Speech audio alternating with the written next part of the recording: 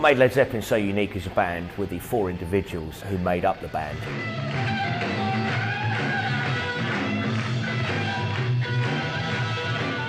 Each of them was very, very, very good at what he did. Now, that doesn't guarantee that when you put four people together who are very good at what they do individually, that the combination will work. But good Lord, it jolly well did. None of us really knew anything about how good we were individually, and that didn't really seem to matter. What mattered was the fact that together we had moments when we earned the big grin. Everyone was inspired in that band. Everyone was a star, you know. There wasn't a weakness there, you know. Every single person was strong. And the chemistry of the four people put together was, well, we know what it is now. There's a corny word that's used a lot called chemistry. A lot of people use it. It's used in articles and a lot of people always say it, but this is very true, you know, that we possess when we walk out onto that stage an affinity, the four of us, one to each other, that I don't see very often. We knew we were appreciated by the fact that people were coming along to see us in such great, vast numbers, but no one expected this. Led Zeppelin seemed to arrive from nowhere, but the sheer power and exuberance of this fledgling band grabbed the listener by the throat and told the whole world that something new and quite remarkable had happened. The greatest band in the history of rock had just been born.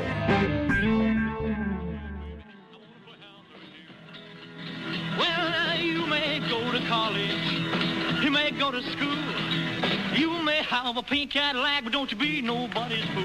The record that made me want to play guitar was Baby Let's Play House, Presley. I thought, you know, I just heard sort of two guitars and a bass and thought, yeah, that's it, I want to be part of it. To meet a little girl so we can play some house. The rock and roll band forming at school, and they didn't want a piano player. All they wanted was drums or bass. I thought, I can't get the drums on the bus. Bass looked easy, 4 strings, no chords, easy, so I took up the bass guitar. It was just the obvious influences at the beginning. Scotty Moore, James Burton. And those seemed to be the most, you know, the most sustaining influences until one heard sort of Elmer James, B.B. King, people like that. I've been in blues bands since I was 15 years old, so as naive as it may have been, I was with other people who had a like attitude. So they were thinking and listening to the blues, Big Bill Broonzy, Lead Belly, Sonny Terry, Brownie McGee, a lot of country blues, and then exposed to the city blues of the Howlin' Wolf, Little Walter stuff, you know, Buddy Guy. Yeah, I mean, blues really had an incredible resurgence in the mid-60s in Britain. I don't know, I was 14 years old, I think, something like that, when I was at school. That was about the beginning of it. Played in a school pantomime, and it just sort of materialised from there, you know. Left school and we formed small groups and things like that, you know, and played locally and everything. You'd play anything from the latest hit by the Hollies to sort of, you know, to something by a blues artist. It was that, you know, that sort of thing you've got to do, you know, to survive, really, to play in locally anyway. And that was about it then, because we, you know, didn't do any writing or anything in those days. I sort of stretched out a lot more when I started doing studio work. I had to. But you could be doing a film session one night, and then there'd be something like a rock band, and then maybe a folk one in the evening. You didn't know what was coming, and you know, I just really had to stretch out on all the different styles, you know. We used to do Tom Jones sessions, Kathy Kirby, we used to do Herman's Hermits and all that. I mean, they were never there, you know. We do a whole album in a day. And it was great fun. We had a lot of laughs. Zeppelin was a hallmark band because they had the perfect elements at the perfect time in the perfect place. The secret of Led Zeppelin's success lay in the 4 amazingly talented individuals who made up the band. Jimmy Page was a seasoned session player with an immaculate grasp of musical form. John Paul Jones was a gifted bass player, also an arranger of outstanding ability with a huge technical knowledge of musical theory. Robert Plant, with a voice from heaven and the looks of a Greek god, was the perfect frontman. John Bonham was the powerhouse drummer with the unique individual style, who has never been surpassed, ever, by anybody.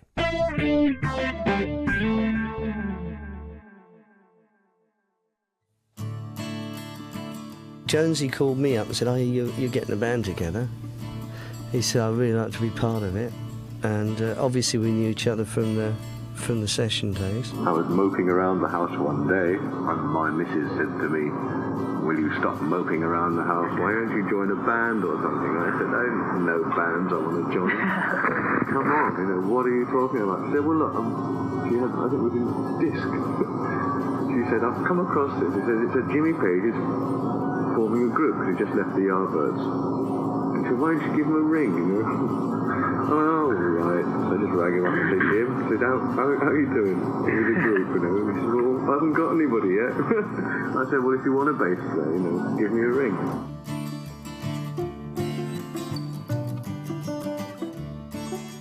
I had in my mind exactly what I wanted to try and get together, and then it was just a matter of searching around for the right personnel that could pull it off.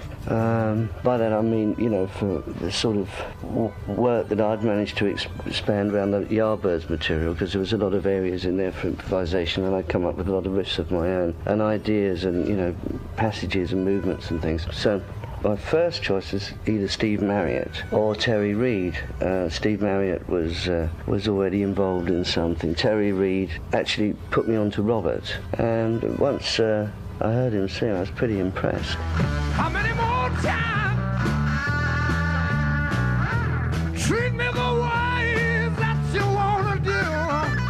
He came to see me, I was playing in a band, and he came up to me and he said, "Where's Robert Plant?" And I said, "Why?"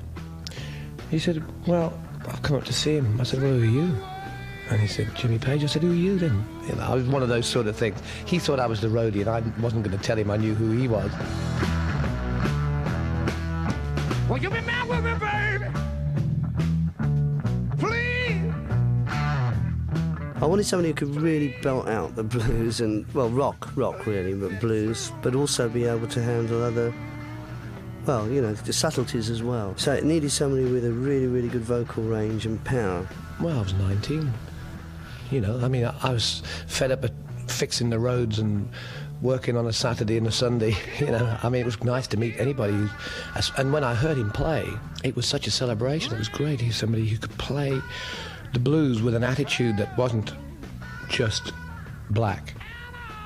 It was very much London art school, that kind of attitude, the kind of aggressive, angular thing. I'll give you all I've got to give.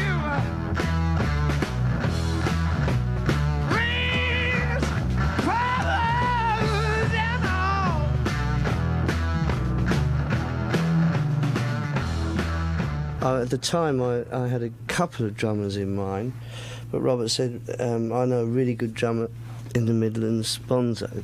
He was just exactly the type of drummer I was looking for. Eventually, we managed to get the four of us into one room, and that was it.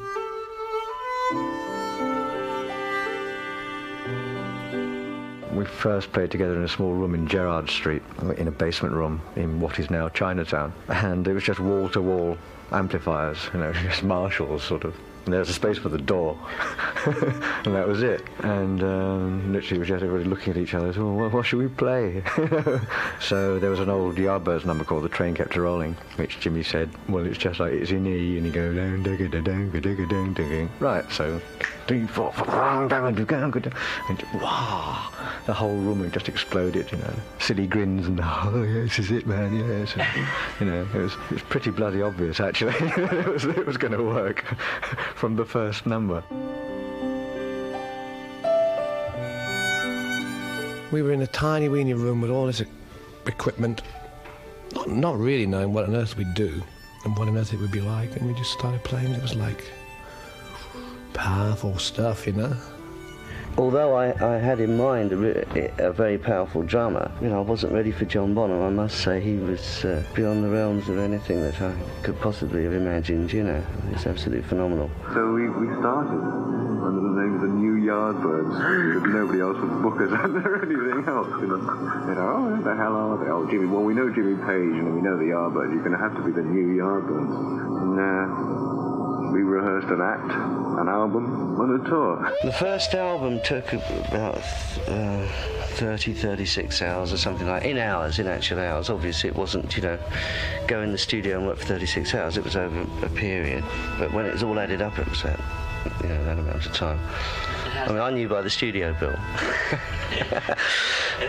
But we had actually played these numbers live because there were a few dates to fulfil from the Yardbirds. And we went over and fulfilled those and went in and recorded, and then of course we changed the name. The name Led Zeppelin was coined by Keith Moon, which was originally going to be for a band that recorded, I think, called Beck's Bolero, which was Jeff Beck, Jimmy Page, Nicky Hopkins, myself, and Keith Moon. And then the thought of it all going on the road, I thought, was sort of fairly horrific. Quite a bunch of characters, as you could probably imagine. And so that never came about, but we remembered the name and asked if we could use it. Despite the fact that the band had only a limited repertoire of original songs, the four musicians shared a love for blues and rock and roll classics. So Zeppelin could quite happily play a 2 or 3 hour set, which drove audiences into frenzy. Those early shows already featured an amazing version of Dazed and Confused. Zeppelin featured this track on a few television shows, which they did record. As a band, Zeppelin were clearly not comfortable in the TV studio. Peter Grant quickly decided that the television medium was just not suited to his protégés and promptly withdrew from television appearances altogether. It felt like, I don't know, we just found something that we had to be very careful with this thing that we'd found because we might lose it. But it was remarkable, just the power. And I was very intimidated. I don't know, I mean, maybe I had a complex or maybe I was just neurotic or paranoid or something like that, but I thought, this is all too much. Am I really here? Do I belong in this sketch? And so really the record feels like that for me, for my contribution. But it really, as a collection of tunes and a way to play and expand, it was great.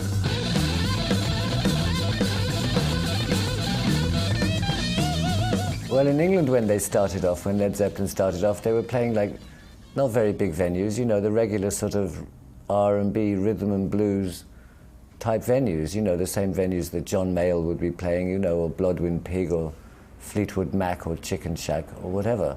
Nothing extraordinary.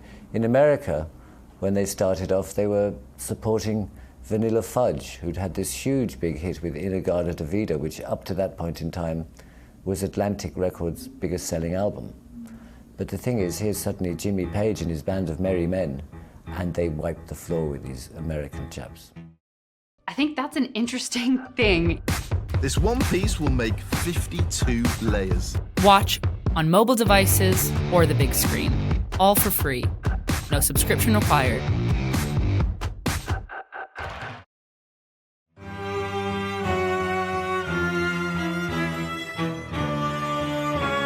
I knew it was really good, what we were doing. Good Lord, I knew it was good. We did a few dates in England, quite a few actually, and I don't know what the undercurrent was, but it was just like, yeah, they're okay. But it wasn't until we got over here and played at, I think it was the Fillmore, that suddenly we went in must have got in right at the right time. I remember the first night in San Francisco. Incredible, the atmosphere was unbelievable. And I couldn't believe any of it.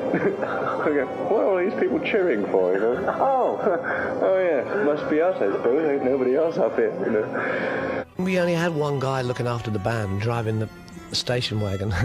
So I did the PA as well. So I had to change the volume of the voice from the stage. So nobody had any idea of whether the voice was loud enough or not. You just took pot luck. And I've heard bootlegs from San Francisco, from the Fillmore, and it's terrible. It's terrible because I'm still fiddling around with this amplifier with its treble and its bass control thing, which I bought with me from the Band of Joy, which is totally inadequate and probably about as loud as the television set is these days. Well, it was about 150 watts, and now you don't even play without 1,500 watts at a rehearsal, or whatever it is, you know. So, I mean, It must have been a very funny sight. This guy with no shoes on in his wedding suit, pirouetting around, pulling all sorts of funny faces and also controlling the level of his own voice from a box which was placed in front of the bass drum, which was the amplifier. It was great. I always remember the first review of the first album in Rolling Stone. Where they just dismissed it out of hand, completely out. I don't even think the bloke would listen to it, and said as much. Now, the critics were lukewarm, but we played a storm. We had queues right 3 times around the block and stuff like that, playing in small clubs. It was big, it was real hot. Within a very short space of time, the band took off in America. This was thanks in no small part to the business sense and the guile, the cunning and the charm, and the force of will from their manager Peter Grant.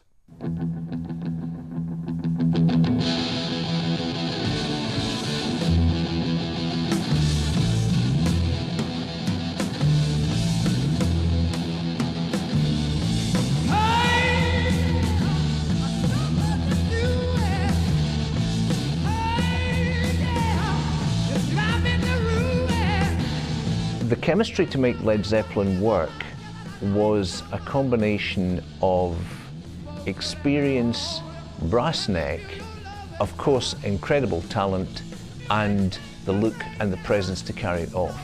You had the experience of Page and Jones, you had the brass neck of Peter Grant, who went off to Atlantic Records. He wants 5 times the royalties that the Beatles are getting. He wants a $200,000 advance. He wants complete artistic control right down to sleeve design, everything, no interference from the company, and crucially, because they were such fans of soul music as well as the blues, the rock acts on Atlantic went through their Atco division record label. Led Zeppelin wanted to be the first rock act on Atlantic who would be on the Atlantic imprint, and Ertegun and Wexler very wisely said yes to everything. With Atlantic, they wanted Jimmy Page because he had a name with the Yardbirds, but they didn't know who Led Zeppelin was, you know. So when the deal was first brokered, it was about signing Page. But when he said, well, I've got a group and we're going to call it Led Zeppelin and it's a 4-man group and this is what it is, then it changed a bit. And Atlantic were actually they weren't certain about signing Zeppelin. There was, you know, a couple of weeks, I think, where what are we going to do? And obviously Grant was holding out for a very big deal. It was $200,000, which was the biggest deal of the time. You know, to put it into perspective, in 1968, a huge advance in America would have been $20,000. That would have been considered lavish. To go to New York and come back with $200,000 was almost daylight robbery. He knew he had the product. Ultimately, he knew Led Zeppelin were the goods. He knew Jimmy was the guy. And Jimmy, for his part, knew that there wasn't going to be any other manager in the world that could do for him what Peter Grant did. And so when Jimmy said he wanted to put out albums that had no name, that's what they did.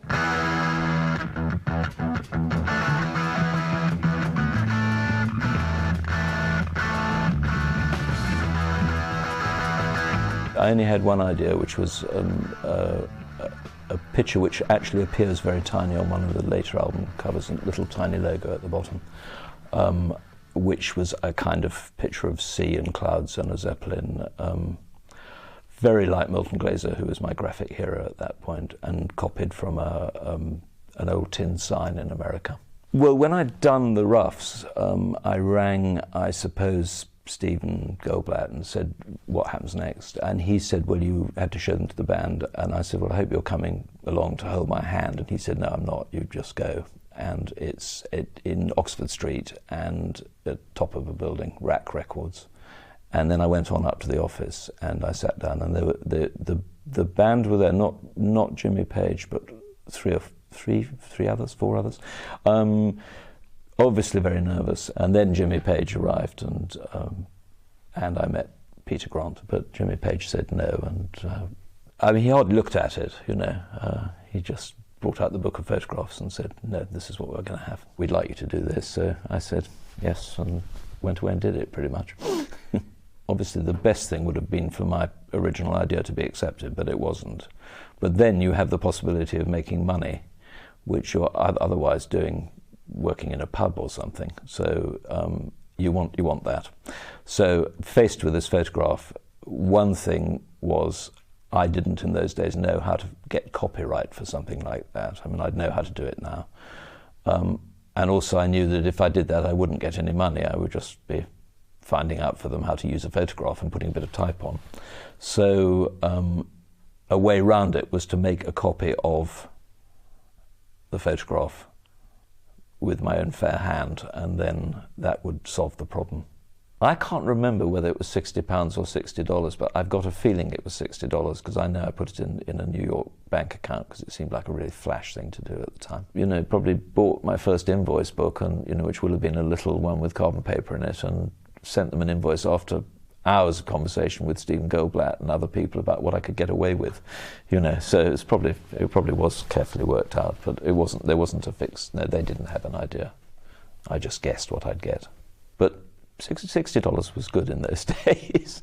A friend came over and he said, "You have to hear this new record by this band Led Zeppelin." And I looked at the cover and I thought, wow, this cover is unbelievable. And we put on the album, and the first track was Good Times, Bad Times, and we could not believe what we were hearing. We never heard anything like that. We never heard a drummer play like that. Bonham's bass drum was unbelievable. The sound of Page's guitars, it was just, we heard about this band. This was a new English supergroup, and we'd heard Cream, we knew about Cream, but when my buddy brought this record over, he says, "You're not going to believe it." It was a moment in time that it got to me. I had an idea of exactly what I wanted to do with the first album and the band. There's a lot of contrast on the album, and that's one of the things that I really wanted to get together, which I didn't think anyone else was doing, and that was the. But then again, you know, that's the way it shaped up. But fortunately, it shaped up the way that I hoped it was going to. The first Led Zeppelin album came together very quickly and was really recorded within a matter of weeks of getting the material together that's featured on there. They had a tour of Scandinavia around September '68. They came back and went into the studios in October, and really the purpose of the tour was to take the material out, test it in front of an audience, see what worked well, discard what didn't work so well, and then come back with the ability to go in and make an album fairly quickly. They did it in about 10 days. The whole thing cost less than £2,000. Glyn Johns, the producer, remembers that of the 9 or 10 days it took, they were probably in the studio for less than 30 hours. So they did record it as live. There was no kind of come in and do the drums and we'll come back tomorrow and do the bass. They just stood in the studio and played. That's the essence of it. It's live performance. It's the real feel of the whole thing. It's not something that's been procrastinated over for months. It's let's go in and play rock and roll. And the vitality of that shines as much now as it did 40 years ago. I think everything about the album was really thought out. The sequencing, the production, the fact that Good Times, Bad Times opened it up was an enormous calling card. I mean, Bonham's drums, famously, there's that double bass drum kick on that track, which for musicians and other drummers was an astonishing feat. You know, the drummer from hell, where did he come from? I remember Hendrix one night coming up to Bonzo in a club in New York. And in those days, everybody used to jam, and it was a place called Steve Paul's Scene. There was Buddy Miles and Hendrix, Beck. There was loads of us, me, Rod Stewart, people all over the place. And he came over to Bonzo and he said, "You know what?" He said, "You got a foot like a rabbit," because Bonzo's bass drum was so... And we used to take the mickey out of people who used double bass drums because Bonzo just said, "What you want two for?" Without Bonzo, the band wouldn't have meant anything at all. Sure, I mean, he was the emulsifying agent, he was everything, he was the whole core of the thing. He was the guy who stopped it being just another rock band, really. At least in its performance, the writing. I mean, Jimmy's approach was so unique, and is so unique. But I mean, Bonzo's whole delivery was the thing that made it what it is. As an opening track, Good Times, Bad Times works really well because the first thing you have is this bump, bump, the rhythm section comes in, we've stated something and left a little pause, and then again, and then it just builds into the vocals, really strong singing, then the guitar break. It's something that, it kind of takes you by the hand and introduces you to what Led Zeppelin do, almost, an introduction to the orchestra, as it were. You know, they nail their colours to the mast from the very beginning. You know, this is not a band who are sort of shy about their sound or unsure about what they're doing. You know, this is an unbelievably confident swagger. And it's, you know, this is us, and love it or lump it. Well, Good Times, Bad Times is a brilliant introduction to the album and the band itself. Whereas most bands would just be happy to play 3 simple chords, E, D and A. What Jimmy does is takes those chords and works a riff into them. So most bands would sound like...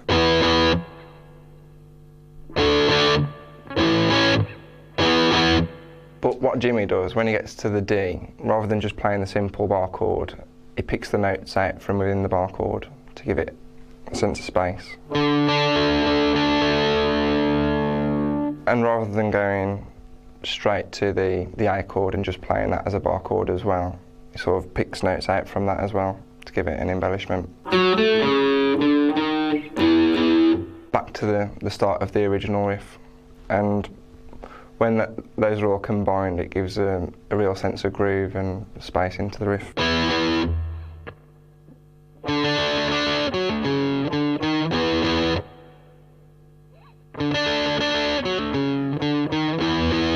There's an enormous amount of kind of emotion in there, a lot of kind of raw passion, quite sexual, a lot of sexual energy coming across. It stops you in your tracks when you first hear it. I mean, Plant's voice was rough. He had been very seasoned in the blues and in West Coast rock. And I think when you put that together, there was a lot of texture in his voice.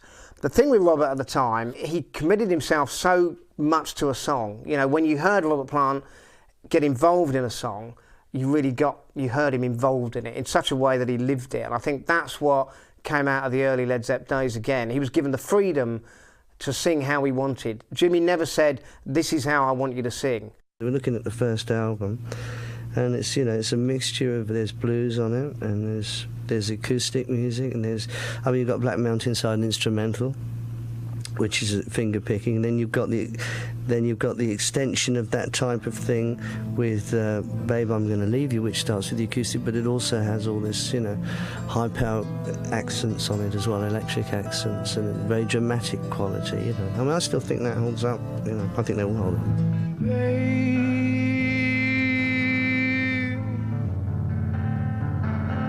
Baby, baby, I'm gonna leave you. I said, baby, baby,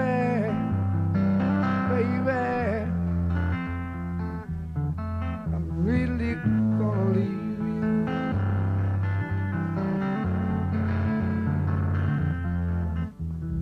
Babe, I'm Gonna Leave You. I heard that on a Joan Baez album. That's the version that I played to him, but I said, look, I've got an idea of how to do this. And so in other words, I had all the arrangement for that in my head. I can hear it calling me back home.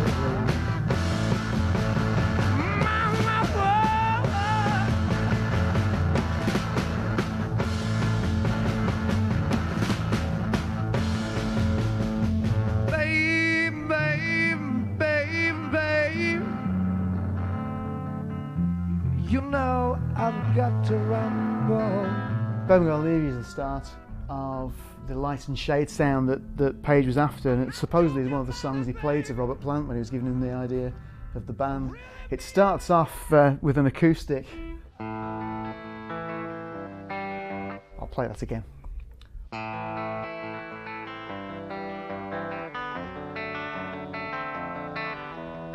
Which you need fingernails for, mine are all broken.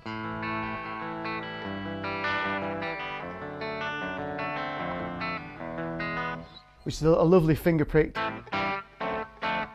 descending chord sequence, and then once again he uses octaves to fill out the riff. Now the riff to it, when it breaks in, follows the same chord progression, But instead of being nice, gentle finger-picked chords, you get this.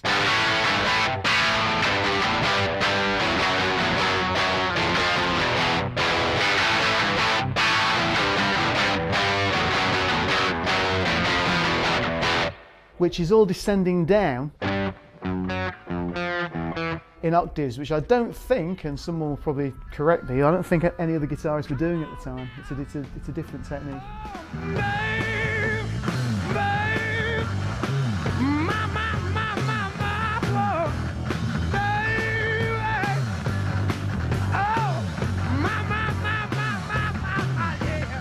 Babe, I'm Gonna Leave You was perfect for Plant's early vocals. I mean, he had the vibrancy of, you know, being able to get the top end, the bottom end, and it had a lot of emotion in it. No one can sound like Robert Plant. It's that shivers down the spine voice. Nobody sounds like it. And the first album, it must have just knocked people off the seats in the 60s when they heard that. Robert Plant was a unique vocalist that I don't think there's anyone like Robert Plant, and he wasn't afraid to fall on his face. And you can hear that now, and when it works, it's just spellbinding. I'm not joking about it, baby. I really mean it, girl. I've got to remember. There's an air of romanticism about it, but obviously with the hard edge of the band, that took away any sort of sugary sweetness that you might otherwise have found. What makes this so special, of course, is that they were just starting out, and you know, just to hear it sometimes sends shivers down your spine. I thought you never hear it calling me the way it used to do. Jimmy had heard Joan Baez do in a straight folk sort of style. When he met up with Robert, he played him that track, and it was quite weird that Plant already knew it. And they said together, we could make something of this. We could make it really dynamic and very loud, but at the same time very soft. And that's where you get the acoustic guitars coming in, and the whole arrangement stretches out. And it was the beginning of that, and the beginning of something that Zeppelin was going to take much further on, you know, in subsequent albums. But I think Babe, I'm Gonna Leave You set the sort of template of the light and shade of Led Zeppelin, which was something Page and Plant created just by having that first meeting. Oh, I can hear it calling me back home.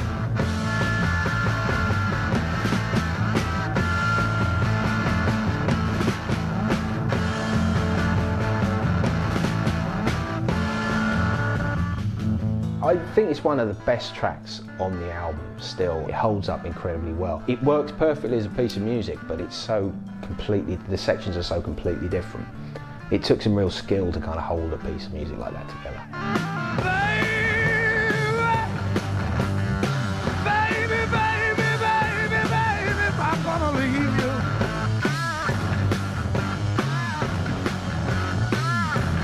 I said, baby, baby, baby, baby, I'm really gonna leave you. Jimmy Page and Jeff Beck had been together in the Yardbirds.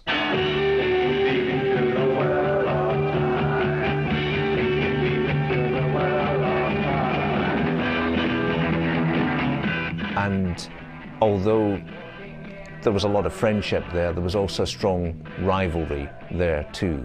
When Jeff Beck took You Shook Me on the road, it became one of the showstoppers in his live performance set. And he had his first Jeff Beck group album with Rod Stewart singing the song on it. And then he was playing at Fillmore East in New York, and Peter Grant, Led Zeppelin manager, and Jimmy Page turned up to join the tour and see what Jeff was up to. And Jimmy had tapes of the first Led Zeppelin album with him. And he decided to play Jeff their version, the Zeppelin version of You Shook Me. And the way that Jeff related it was that he just sat there nearly speechless and said, Jim, what? And then he said tears of rage came because he felt that it was just Jimmy trying to upstage him.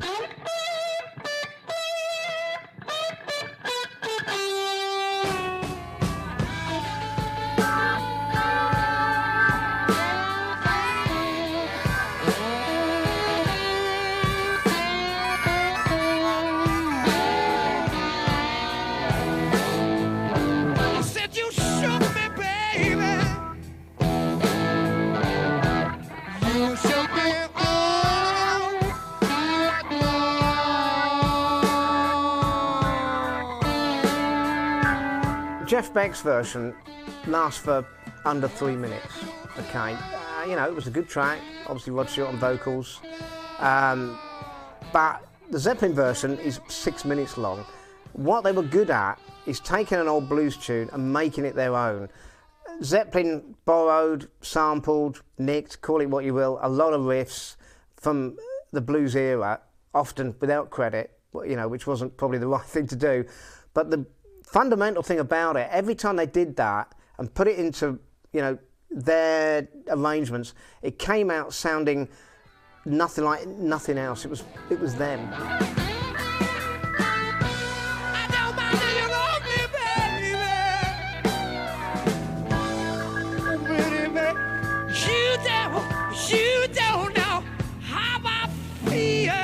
Jeff Beck didn't have Robert Plant as a singer, and the Jeff Beck Truth album is a good record. It's a great record, and you can hear he's heading in a similar direction, but it's not the same. You know, basically Page stole a march on Jeff Beck here because he basically put together a far better band, and the whole package was there.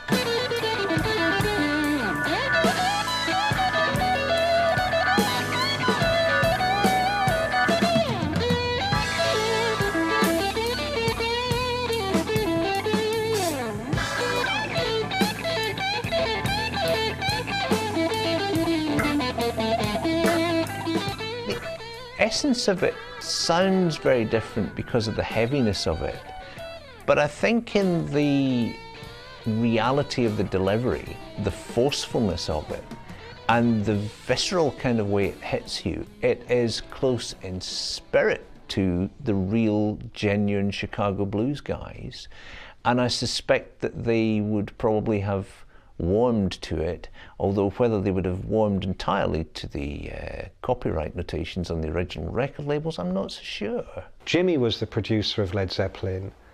He was the one who said, we're not just going to do a cover of these songs, we're going to make them our own.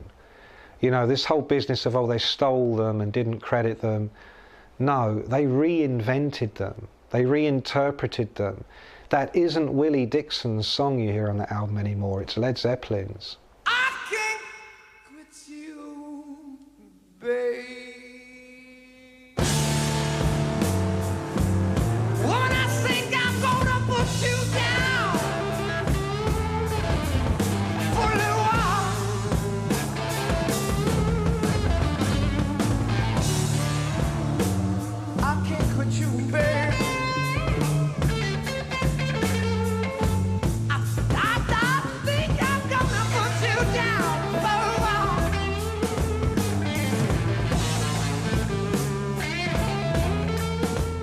I Can't Quit You Baby, which is, you know, the other Willie Dixon tune on the album, which had been much played, you know, that had been gone through the blues clubs, and certainly Jimmy had played it before.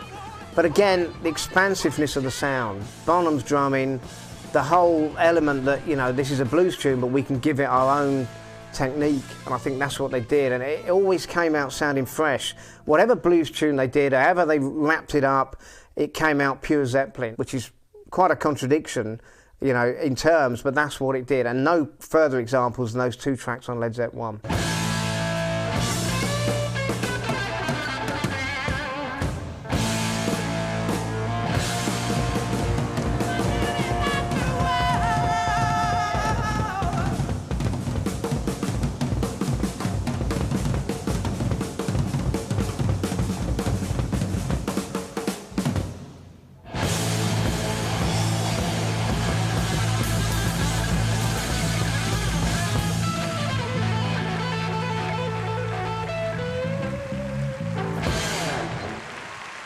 They made those songs their own. You listen to I Can't Quit You Baby, you know, they stamped their mark on all of those songs. I don't think it was a problem at all to anyone buying the record that not everything in there was the original material. You could level the criticism at Led Zeppelin that they were responsible for pasting their names onto other people's work. I think quite a bit of that came from Peter Grant's aggressive management style and the idea that, well, we put our names on it and then they can come after us. We're invincible. On the other hand, there's a great expression, the folk process. And I like this idea because it is true that everything comes from somewhere else. And people have laid criticism onto Led Zeppelin that, for example, Jimmy Page ripped the idea of playing the guitar with a bow from Eddie Phillips of The Creation.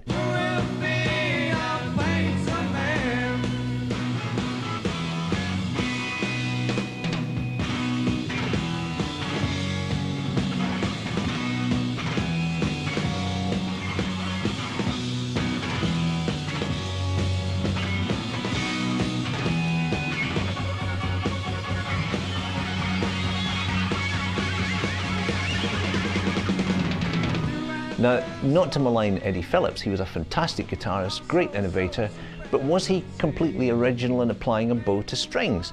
He, in turn, had watched Jacqueline du Pré, who was a classical cellist, but in the 60s, she was as exciting a live performer in her sphere as Jimi Hendrix was with an electric guitar. So Eddie Phillips is watching this young girl, hair flying all over the place, getting into this cello with a bow and going, wow, I wonder what would happen if we did that with an electric guitar. Thank you very much. This is a number called Dazed and Confused. I think if there's one song that sort of bears the hallmarks of the future sound, I mean, in a way, but also shows us the promise of the future, I think that has to be Dazed and Confused. I mean, I think that that sort of says, this is what we're capable of now, but boy, you wait until the future. I've been dazed and confused so long it's not true. I wanted a woman, never bargained for you. Sweet little baby, say what you will. Tongue back so much when I send you the bill.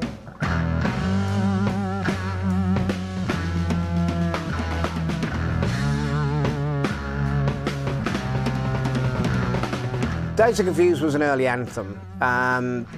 It came out of the Yardbirds, actually. It was something that Page had heard initially by another folk singer called Jake Holmes, who did a track called I'm Confused. He saw it with him in the mid-60s when he was on tour with the Yardbirds. The Yardbirds started to do an arrangement of it. He then took it much further with Zeppelin.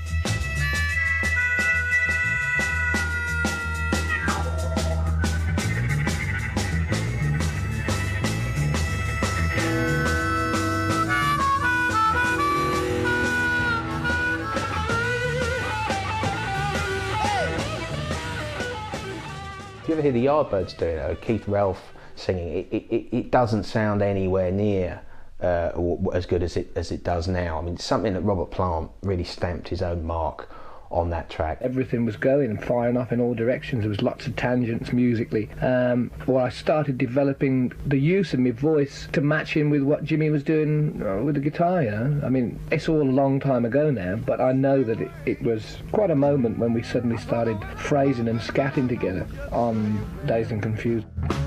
I wanna love you, baby. I got no way.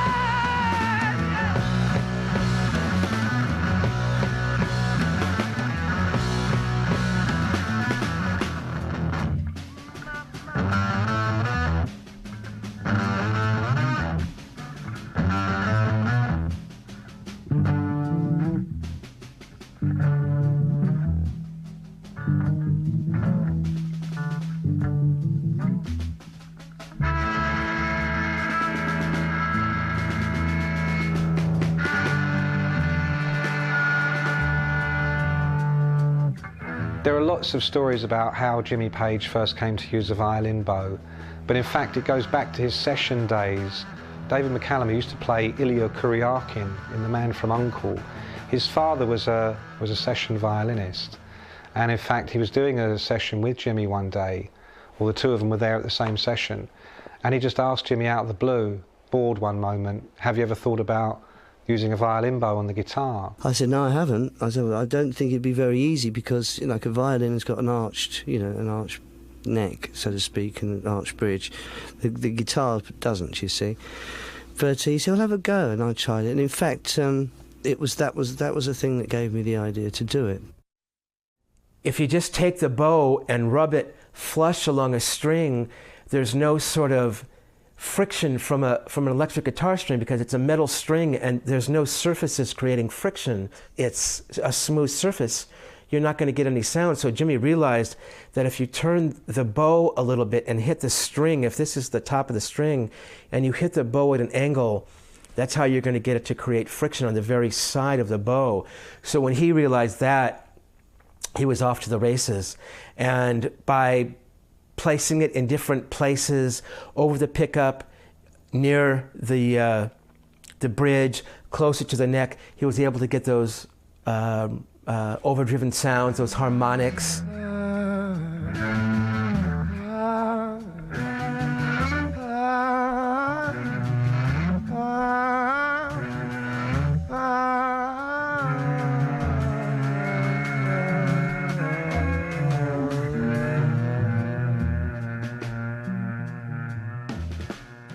The riff itself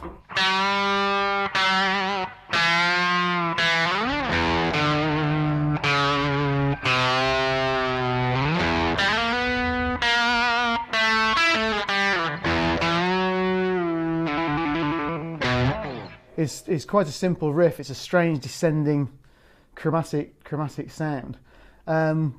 Live, he used to punctuate that with some harmonics on the.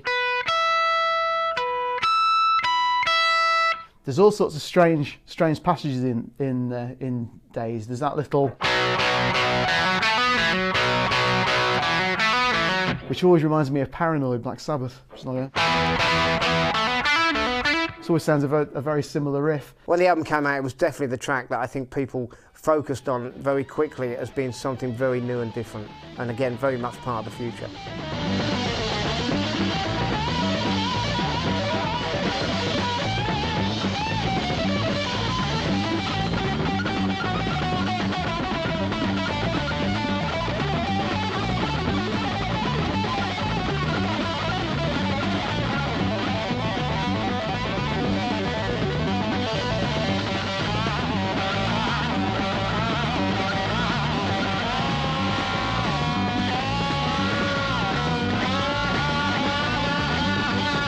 If you had to pick a song that maybe hasn't held up quite as well as the others, maybe you'd go for Your Time Is Gonna Come. I mean, it's a slightly gospel-y flavour to it, almost. It's a nice track. I don't know if it's necessarily one that, you know, if Page and Plant and John Paul Jones were going to tour again tomorrow, obviously with another drummer, I don't think that's a song necessarily everyone would be clamouring to hear. Your Time Is Gonna Come, I think, is one of the highlights for John Paul Jones. John Paul was a great arranger as well as a fantastic musician. He was somebody who knew how to add colour and even orchestral colour to other people's records. That was part of his gig as a session musician. And in this, you've got an introduction that's played on the organ. Now, normally on a blues rock record, it would be a Hammond organ, but the sound here is much more like a chorale played on a church organ. It owes as much to Bach as it owes to Jimmy Smith. And it's something that he brought in there that's just a flash of colour that's coming from somewhere else and really adds to the whole mix. You've got two amazing frontmen in the group. You've arguably got an amazing third frontman in the drummer. Here is the guy who's the glue that holds it all together. So he was, you know, kind of an eminence gris in a way. You know, he didn't draw attention to himself in the obvious ways, but just as with the others, without him there couldn't have been any Led Zeppelin. In the chemistry of it, he's a little bit underplayed. Always has been, as we know, but I think on Zepp 1, without his assurity, it probably wouldn't have flowed as well. I think Jimmy saw what he did and what Led Zeppelin did as very much not just in the tradition of, but tapping into textures and not just the music, but the spirit of the music that other artists had already gone ahead of him to try, and he was following them and trying to take the journey one step further.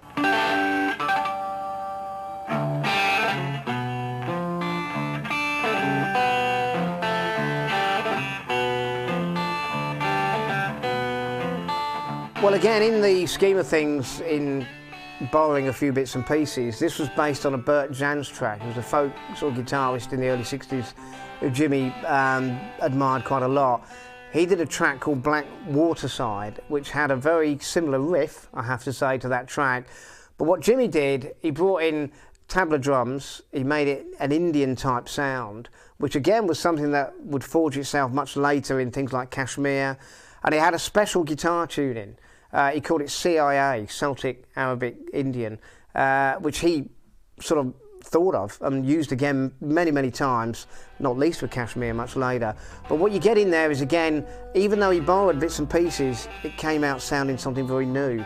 And Bert Jansch's track, albeit that it's the core of the tune, did not sound like Black Mountainside that came out on Z1.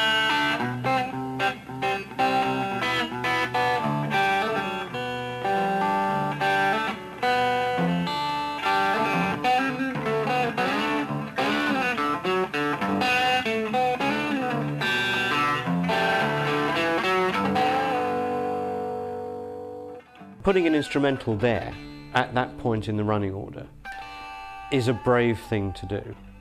You know, with what's gone before it and what comes after it, it's a sort of, you know, it takes a very brave producer to put an instrumental at that point.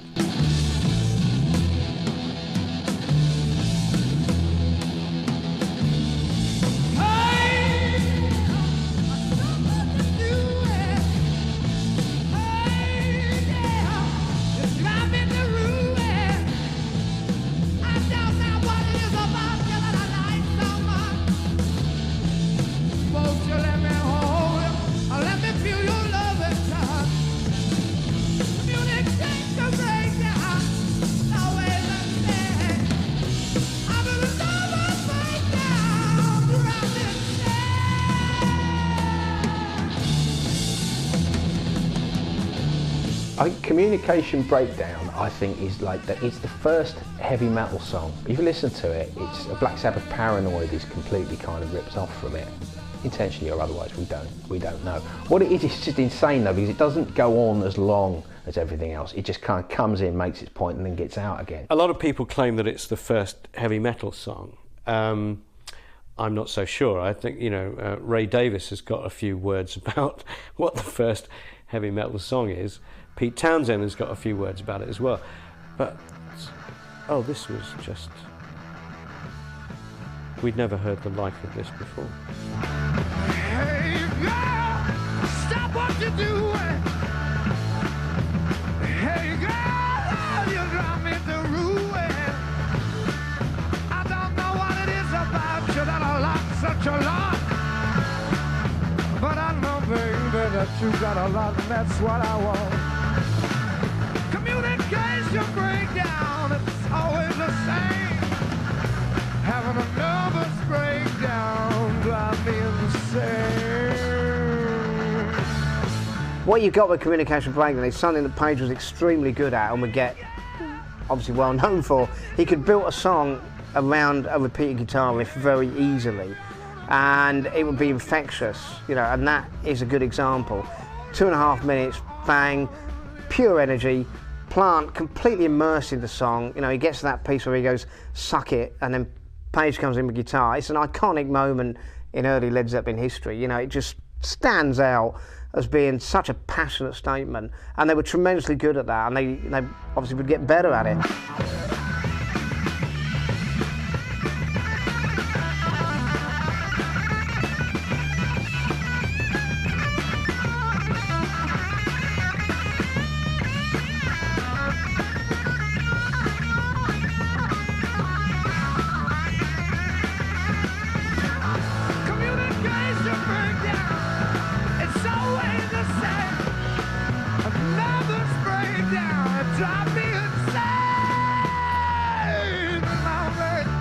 Communication Breakdown is an exocet missile in sound. It just gets crazier and crazier. I have no idea what it's about, but it just tears the place up. It's an incredible little performance, and I don't know where it came from, but I'm glad it did.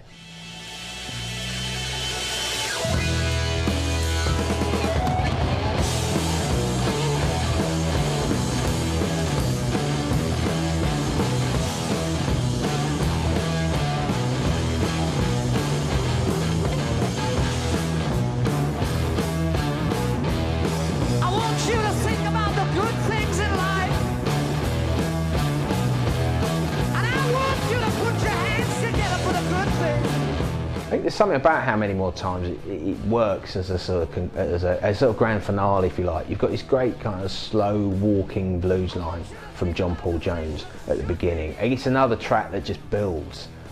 You know, by the time you're quite exhausted by the time you get to the end of it. So I think it's probably the idea.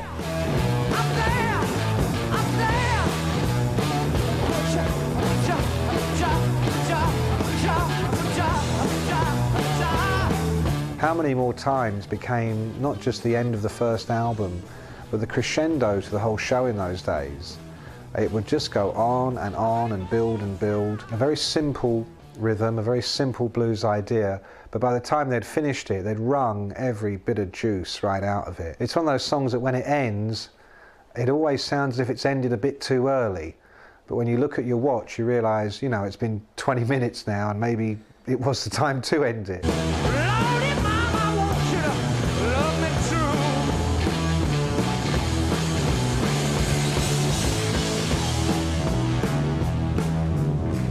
How Many More Times, when it was recorded, had a basic track, which was the basic tune, which, you know, they'd come up with. On the night of recording it, they went into other things. You know, Albert Lee's track, you know, is in there, you know, The Hunter. Oh, Rosie's in there, which is an old blues tune that just came out on the night. And that was what they were good at, particularly early on with that track. And that is how they would close the act. And it became quite, you know, an epic statement. But it didn't happen until the night of recording it. They didn't know they were going to do it. And this is the spontaneous ethic that Zeppelin had from the start. You know, here's a track, this is how we play it tonight, but it may not be how we play it tomorrow night. And that came in to the studio in Zepp 1 with that track, which I think was why it's such an epic closing statement. I'd like to introduce Led Zeppelin to you.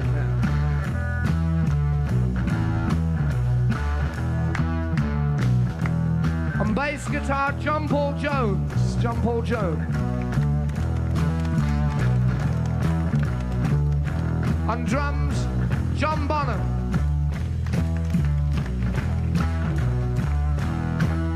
Lead guitar, Jimmy Page.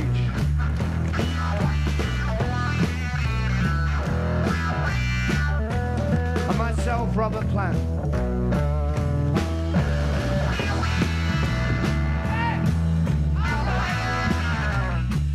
You know, you could argue that the second Zeppelin album subsequently overshadowed the first, but without the first, there could be no second.